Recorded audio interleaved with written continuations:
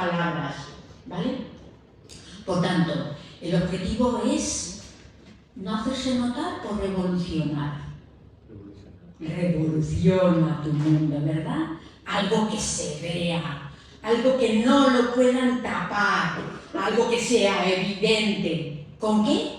Con tus buenas palabras, ¿verdad? Vas a llamar mucho la atención, porque no estamos en un mundo que se viva así, ¿verdad? Y dijimos el otro día, ay, a ver, hermano Javi. Sí, ahora. Ah, vale. Los elementos, me resisten los elementos. Bueno, ahí tenemos, por ejemplo, gracias, sí, esta primera palabra, ¿verdad? Pues bueno, ¿qué nos van a decir ahora, no? Pero en todos los psicólogos, psiquiatras, educadores, todo el mundo está diciendo que hemos perdido palabras que son tan habituales, ¿verdad? Y que en algunas familias están, pero en otras quizá las hemos perdido y hay que recuperarlas, ¿verdad? Hay que decir por favor, ¿verdad? Hay que decir perdón y hay que decir gracias, ¿eh? ¿Cuánta gente vamos en los autobuses y algunas veces hay personas que están ahí, que ves que no se pueden ni mantenerse de pie, sin embargo hay gente joven que está con el móvil pasando olímpicamente de la persona mayor, ¿verdad? Eso es nuestro mundo, ¿verdad? Pero nosotros, el pueblo de Dios, tenemos que generar otra forma de vida y esta es, ¿verdad? Por tanto, en un sentido, estamos hablando del poder de las palabras. Evidentemente, podemos decir que la Biblia, ¿verdad?, están las palabras más poderosas jamás escritas. ¿Por qué? Porque pueden cambiar el corazón humano. Algo que no se puede hacer por voluntad propia, sino que el Espíritu es el único que lo puede hacer. Pero también hay otras palabras, ¿verdad? Las palabras que nos decimos unos a otros pueden ser buenas o no. Así que no eres sabio si no comprendes el poder de las palabras, ¿verdad? Esto, Proverbios, el libro de Proverbios, está todo el tiempo diciendo que hay sabiduría en las palabras que decimos. Por tanto, las palabras importan y cuando alguien encuentra la palabra justa en la ocasión adecuada, nos dice la Biblia que es algo hermoso, como manzanas de oro con incrustaciones de plata, así son las palabras dichas a su tiempo. Bueno, también hoy nos vamos a meter en otro tema y es algo un poco que nos es un poco más difícil de escuchar y es la palabra de reprensión, cuán sabia es para el que la recibe. En un sentido es la sabia reprensión en quien sabe recibirla. Así que aquí hay dos factores, la sabia reprensión y el que sabe recibirla. Evidentemente, hay muchas palabras, como dice aquello, que caen en pedregales, entre espinos, etcétera, etcétera, ¿verdad? Y solamente la palabra va a florecer en un corazón, ¿verdad?, dispuesto. Esto lo sabemos el texto bíblico, ¿verdad? Pero vivimos en este mundo, en el mundo de las críticas. Esto es lo más normal, ¿verdad? Todo el mundo conoce a alguien que cuando la ve, justo lo primero que te dice es algo negativo de la otra persona, ¿no? O llamas al teléfono y te dices, que te voy a contar algo en contra de otra persona. Por tanto, la palabra negativa está siempre en nuestro país. No sé cuántos años ha estado en el hit parade, es decir, en el top 10, el Gran Hermano. ¿Qué era el Gran Hermano? Era una crítica total, ¿verdad? Era una cosa horrible, ¿verdad? Pero esto gustaba, ¿verdad? Esto gustaba. Así que cuando estamos cerca de personas que critican, ¿qué pasa? Vamos primero a ver la salud. ¿Qué pasa? Que nuestro sistema de alerta se pone en marcha. Ya cambiamos, ya nos ponemos un poco nerviosos. El cortisol y otras reacciones físicas se ponen en tensión. Ya la espalda me aprieta, ya estoy congestionada, ya estoy a la defensiva, ¿verdad? Y entonces esta tensión desgasta, ¿verdad? No podemos vivir constantemente rodeados de críticas y de palabras que no construyen. Por tanto, En un sentido, cada uno de nosotros tenemos que vigilar si somos nosotros los que a veces criticamos, porque es algo que está en la naturaleza humana, ¿verdad? Así que podemos decir que cuanto más inseguro sea una persona, cuanto más vacía esté en su corazón, cuanto más, pues probablemente encontrará o entrará en el mundo de la crítica fácil. Algunas veces en los ambientes donde nos estamos, ¿no? Como aquel que dice para introducirnos, como para, entonces hablamos de una persona que no está ahí, ¿verdad? Y en un sentido podríamos decir que, claro, evidentemente la crítica, la manera en que los demás me hablan, pues eso me afecta constantemente, me afecta a mi salud. Pero no solamente me afecta a mi salud, sino que también afecta al ambiente, ¿verdad? Habéis entrado algunas veces en estos ambientes enrarecidos. Algunas veces yo que he trabajado en un hospital, pues había plantas, ¿verdad?, que sabías que ahí habían personas tóxicas y toda la planta se había llenado de esta palabra irónica, de esta palabra tóxica, de siempre de criticar, ¿verdad? En un sentido podríamos decir que en los ambientes algunas veces criticamos porque nos parece que cuando criticamos a otro entramos como en un punto común, ¿verdad? Entramos como en algo que nos une el criticarle, ¿verdad?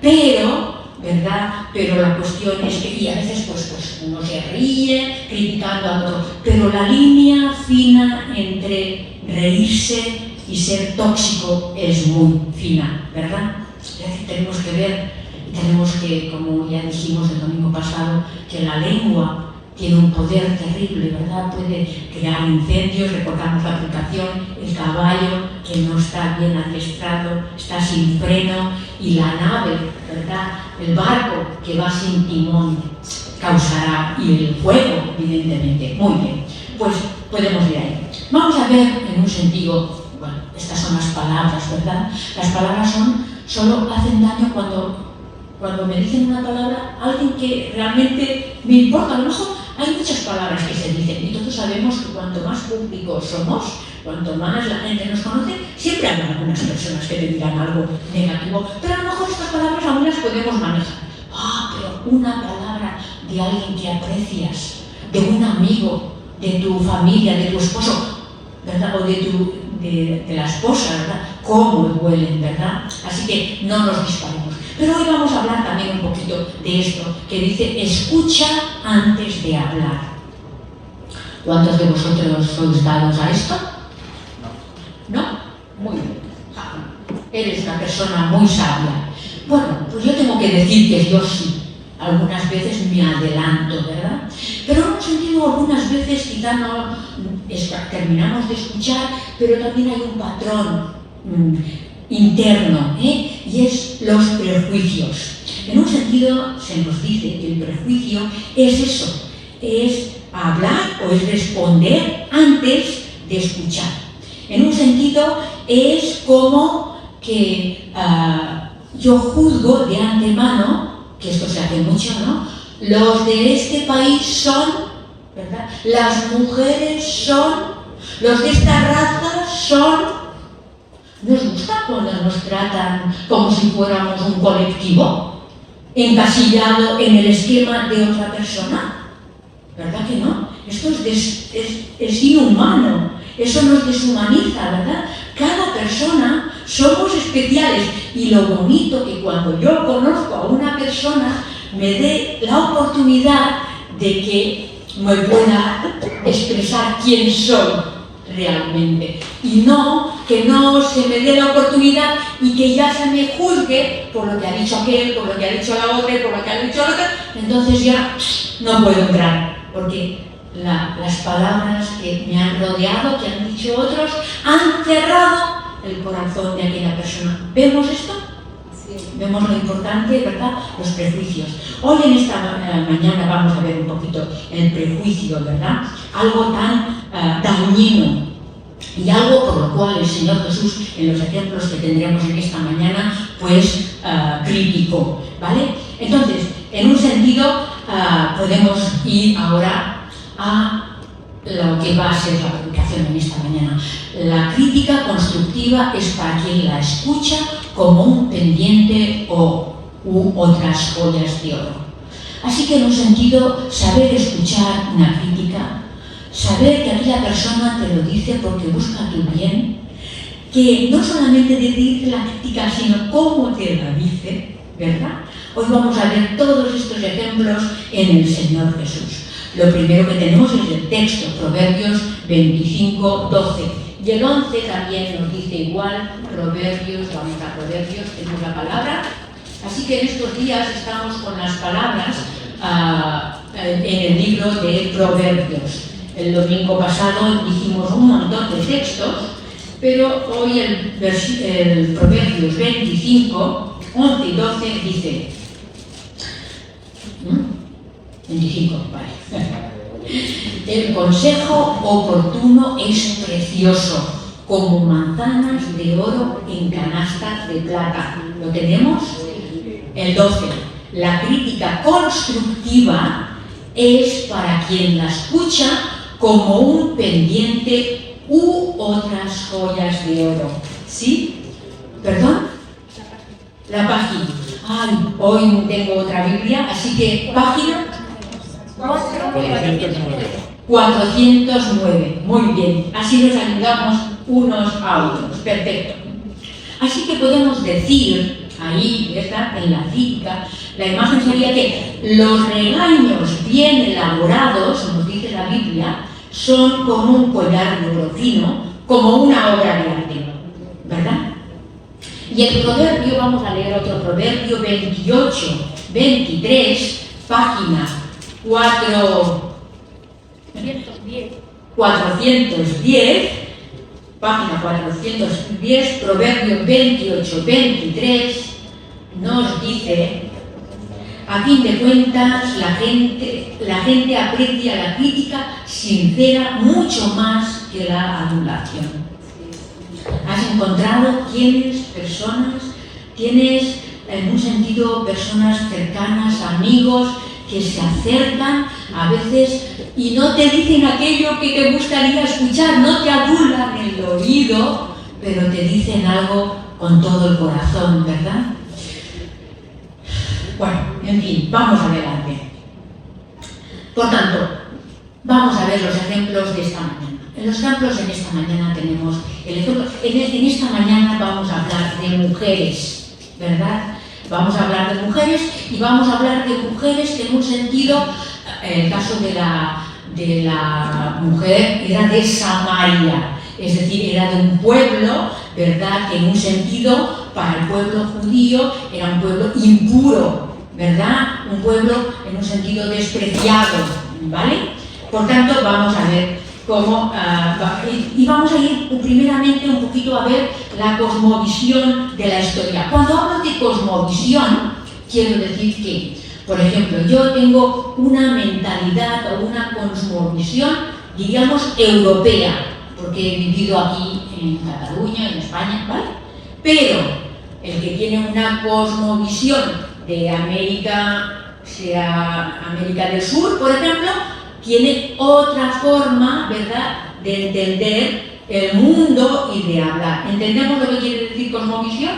¿Verdad? Y ahora nos vamos a poner un poquito en la mentalidad, podríamos decir, o en la cultura que había en aquel tiempo.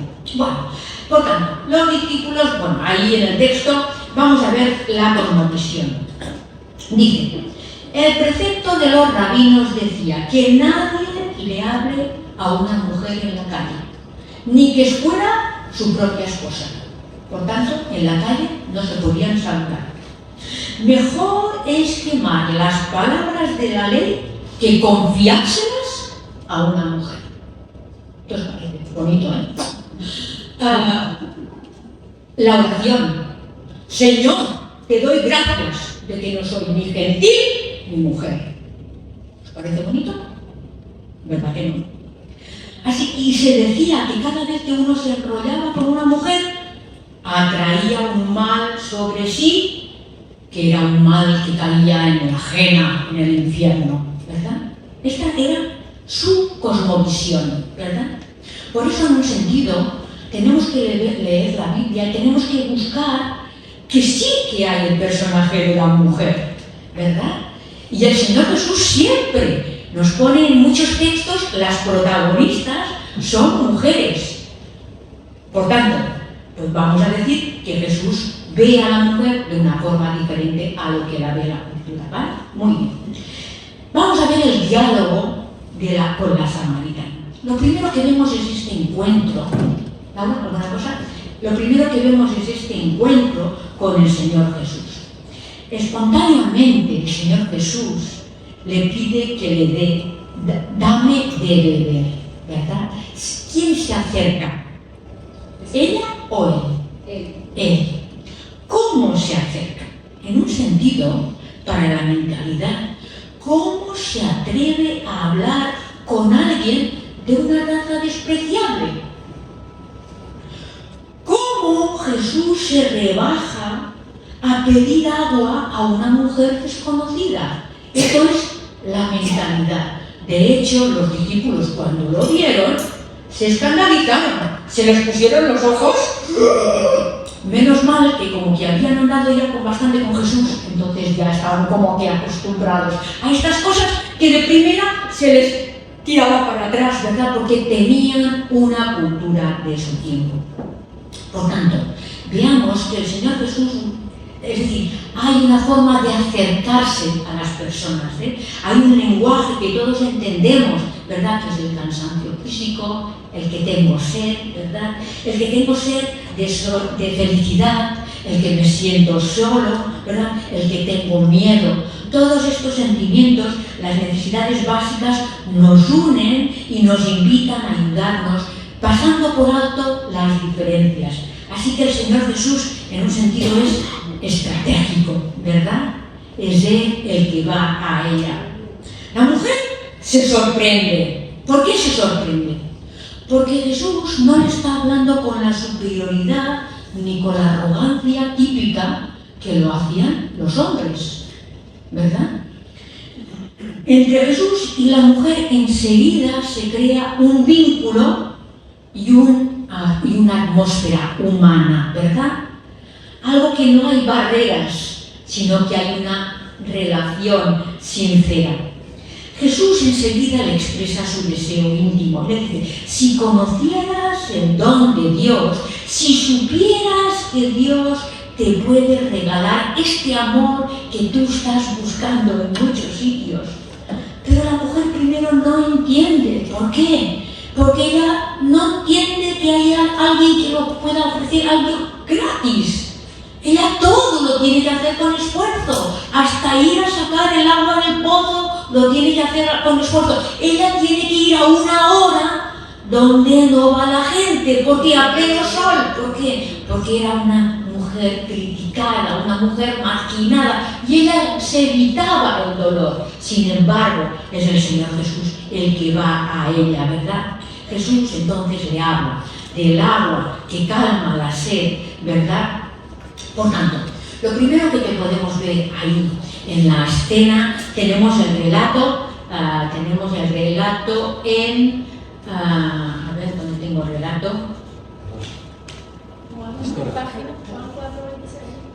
Página 674. Sí, perdonadme, es decir, Juan 4, el versículo 9 y el 27. En un sentido vamos a ver que el Señor Jesús, este diálogo que tiene con ella, habla con franqueza, con delicadeza, en el pozo, pero le da en la diana. Le dice, en la conversación, le dice que, en un sentido, ella lleva un desastre de vida sexual. Le dice, con buenas palabras, con amor, con cariño, primero le ofrece el agua. Entonces ella se motiva, ¿dónde puedo encontrar esta agua? Yo necesito llenar mi corazón, ¿verdad?, de esta agua fresca. Podemos entender que esta mujer había buscado, dice, 5 maridos has tenido y el que tienes no es tu marido. Por tanto, el Señor Jesús sabe decirle lo que es la verdad, ¿verdad?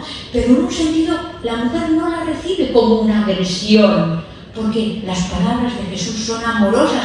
Detrás de él hay algo que te tiende la mano. ¿Cómo se nota cuando hablamos para criticar? ¿Y cómo se nota cuando extendemos la mano para ayudar, verdad?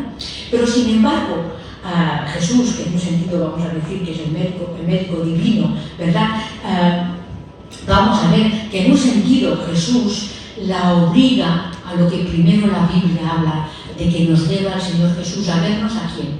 A nosotros mismos. El Señor Jesús siempre, no podemos construir si primero no vemos la realidad de nuestra propia vida. Algunas veces nuestra vida se ha apartado tanto del Señor que vemos que evidentemente no vamos bien, ¿verdad? Muchas veces empiezan por ahí, vemos que, y puede afectarnos de muchas maneras, nos puede afectar al sueño, nos puede afectar por una depresión, por un estrés, por un cansancio, ¿verdad? Por muchas formas naturales, pero el problema es que en un sentido hay pecado. El pecado, dice la Biblia, lo define como no dar en la diana.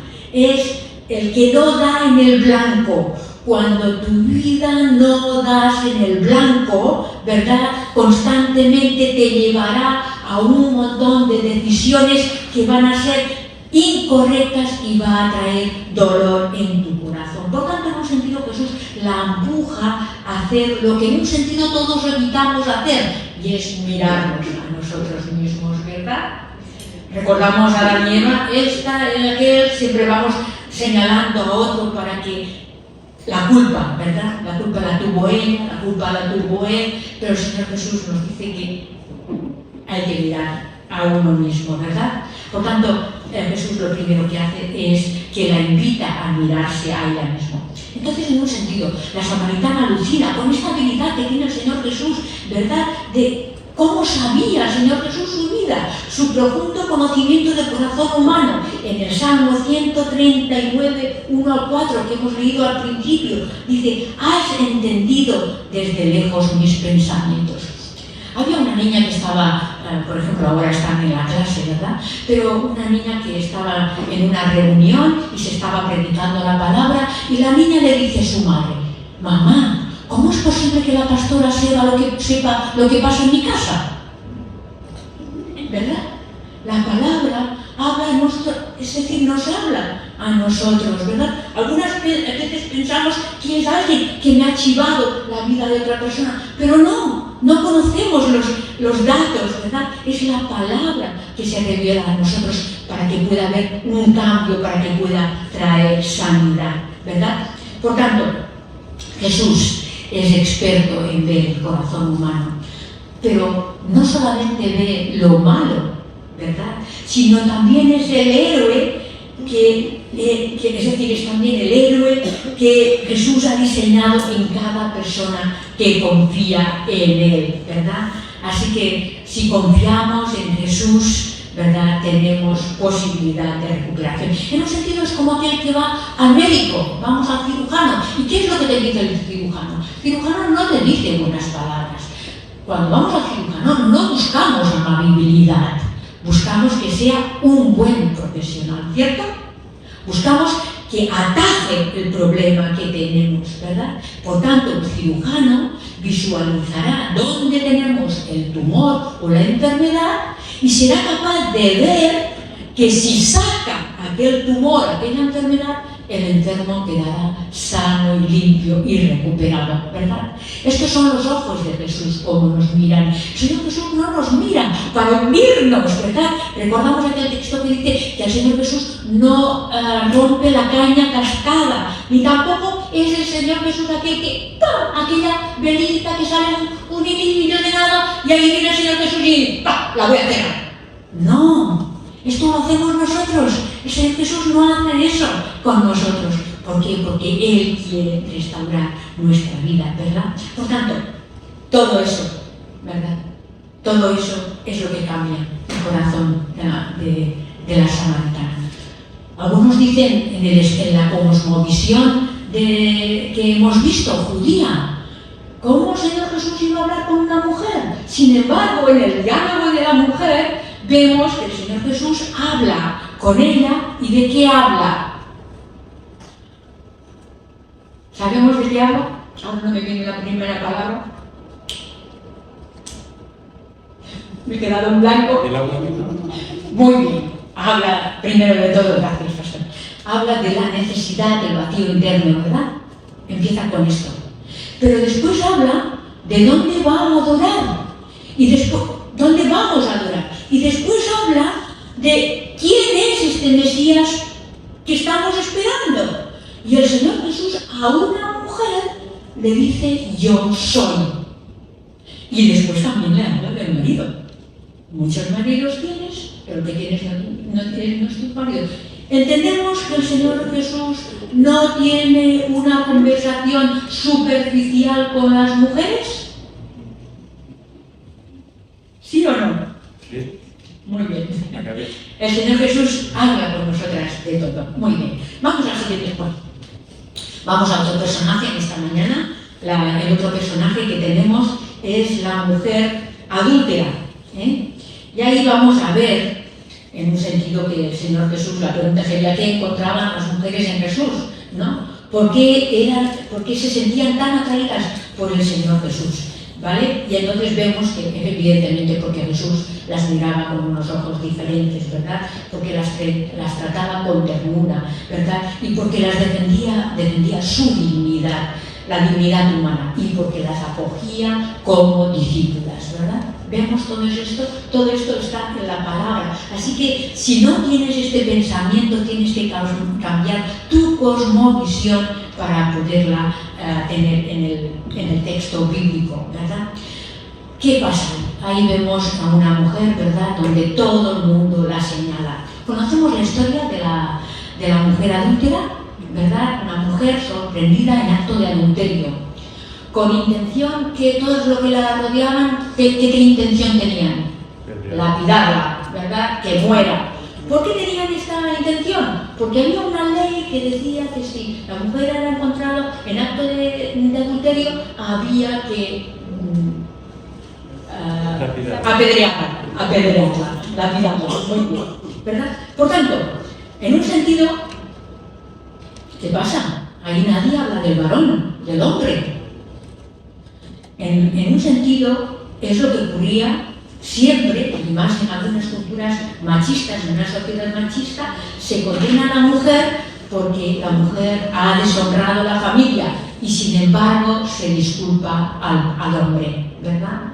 Estas son muchas culturas que tenemos hoy en día en Afganistán, en muchos lugares del mundo funciona de esta manera, ¿verdad? Sin embargo, ¿cómo iba Jesús? Jesús la estaba señalando con el dedo. Jesús, nuestro personaje, ¿verdad? Jesús lo cambia todo. Jesús tiene una forma de mirar. Jesús tiene palabras de vida eterna. Jesús tiene palabras que de su interior dice que correrán ríos de agua viva. Jesús puede sanar la sed interna que tenemos en nuestro corazón. Siempre que tengas alguna cosa, ve a Jesús. Esto es lo que queremos decir en esta mañana. Aquí vemos a la mujer, ¿verdad? ¿Qué le dijo el Señor Jesús? ¿Qué palabras utilizó? Cuando todo el mundo, sabemos la historia, ¿no?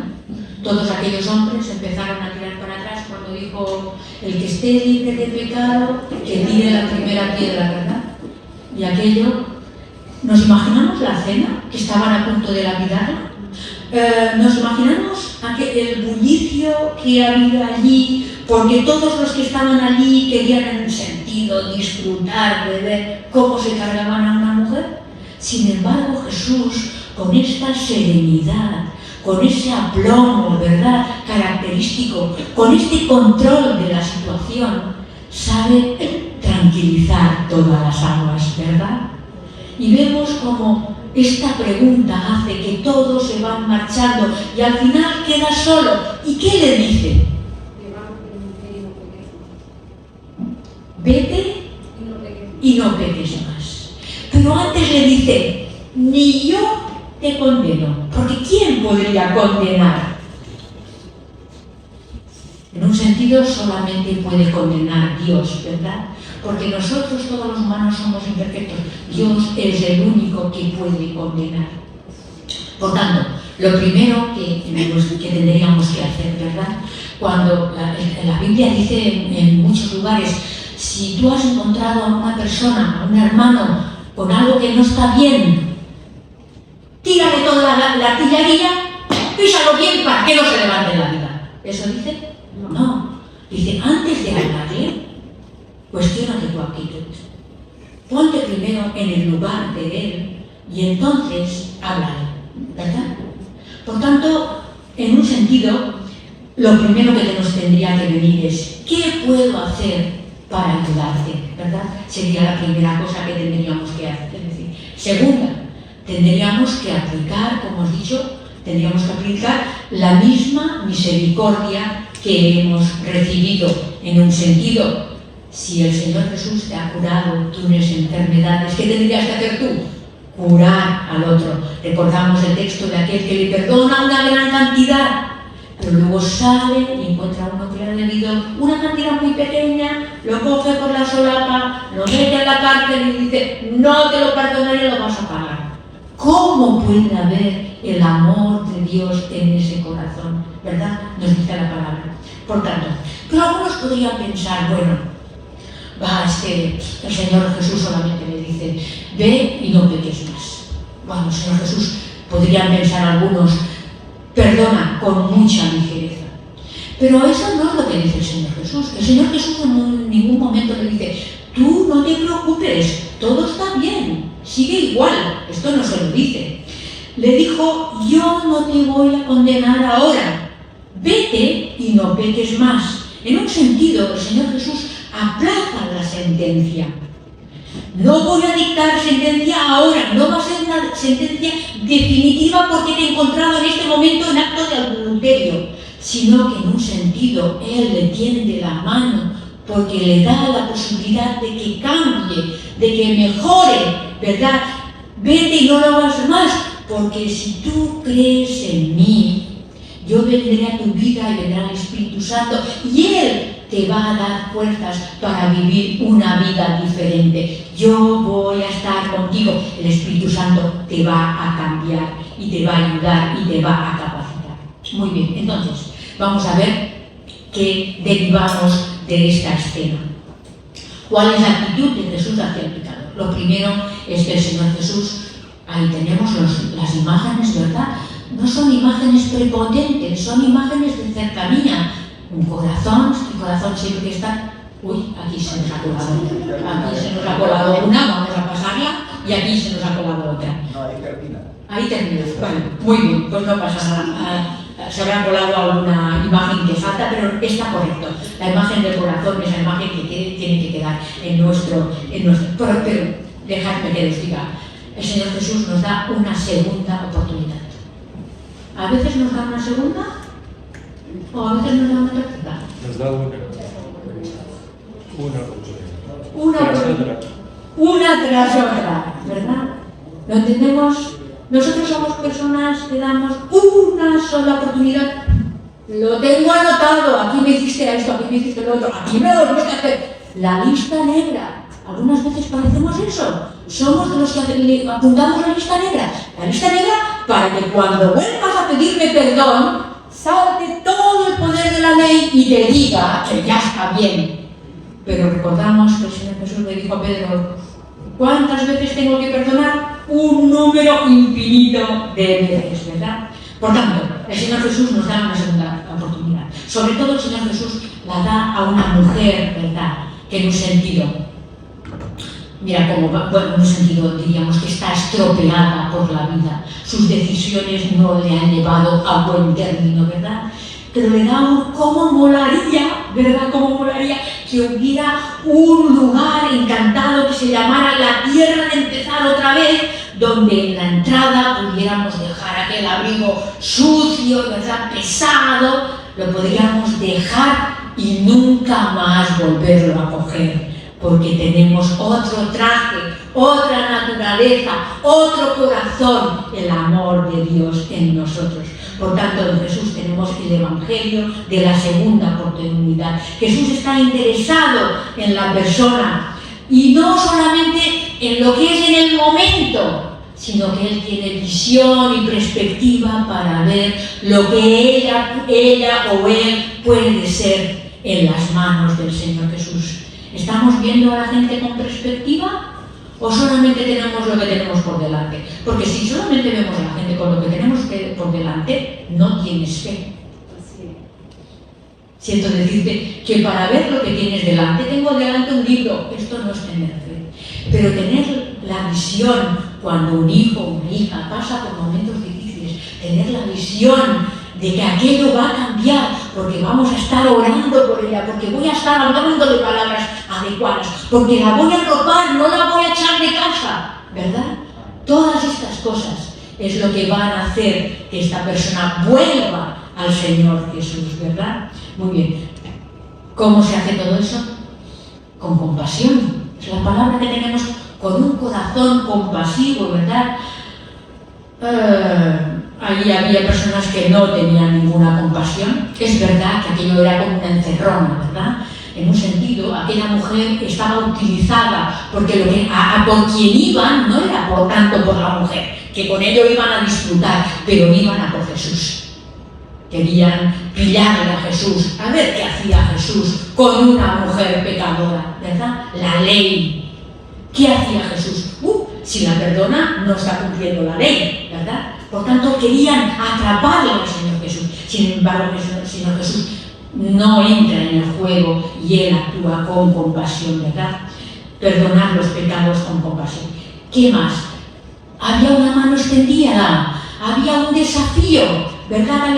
Era Jesús, la desafía a una vida sin pecado.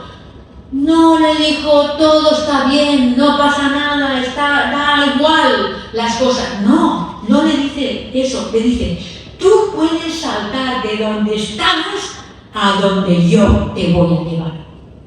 Ven, sígueme, confía en mí. Confía en que yo puedo enderezar tu vida. Confía en mí en que yo te puedo hacer una persona de valor, ¿verdad? ¿Tenemos confianza en Jesús? ¿O tenemos confianza en nosotros mismos como nos dice la cultura? Voy adelante. Por tanto, también implica que el Señor Jesús, ¿verdad?, cree en la naturaleza humana.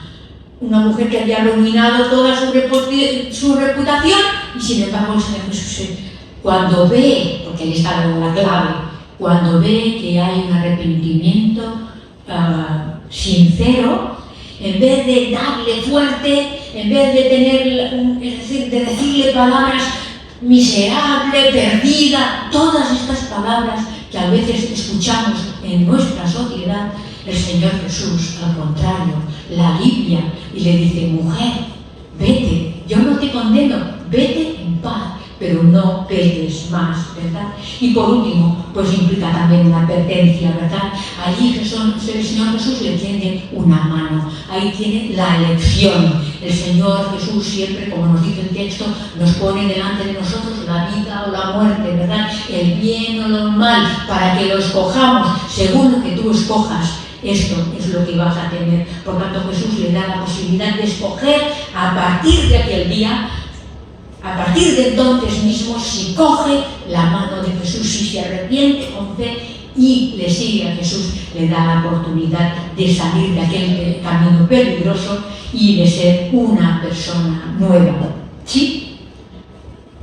¿Cuántos de nosotros nos hemos agarrado a la mano de Jesús? Aquí no hay ninguno que sea perfecto, aunque se lo crea. La Biblia lo dice, no hay perfectos, ni uno, ¿verdad? Sin embargo, el Señor tiene la mano. ¿Qué vamos a hacer? ¿Vamos a ser una iglesia que tiende la mano? ¿Sí? ¿Vamos a ser una iglesia que tiende la mano al prójimo? ¿Sí? ¿Que escuchamos a la gente que está estropeada por la vida? Que no estamos ahí poniendo en el dedo, en el ojo, para que te duela más, o apagando la poca vida que tienes, ¿verdad? Eso no es de cristiano, ¿verdad? Hay que amar, ¿verdad? Hay que acompañar, muy bien. Entonces, conclusión. Ahora entonces tenemos la conclusión. En un sentido, el Señor Jesús en esta mañana te dice que Jesús nunca nos abandonará, ni se dará por vencido en ninguno de nosotros. Jesús te invita a aceptarle en su vida. Vamos a tener una oración para terminar.